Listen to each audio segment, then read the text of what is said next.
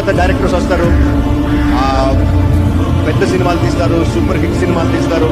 Not only Sheikh the audience, not only Sheikh the industry, but also cinema అంటే ఇలాగే తీయాలి అని ఫార్ములాస్ని కూడా షేక్ చేసే డైరెక్టర్ అప్పుడప్పుడు ఒకసారి వస్తారండి. ఈ నార్మ్స్ని, ఫార్ములాస్ని అన్నింటినీ పక్కన పెట్టి నేను ఇలాగే సినిమా తీస్తాననే డైరెక్టర్ సందీప్ రెడ్డి వంక.